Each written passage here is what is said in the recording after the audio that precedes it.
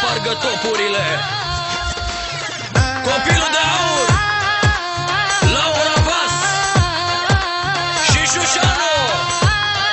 Și hai să-i dăm drumul pe Nervos System, maestre. Nu vreau banii tăi, nu sunt pe interes. Sărac de-ai fi fost, eu tot pe tine te-aș fi ales. Laura Vas. Nu vreau banii tăi, nu sunt pe interes. Sărac de-ai fi fost, eu tot pe tine te-aș fi ales. Copilul de aur. Și al meu e și al tău, să știi, orice ți-ai dorit să-și putea oferi.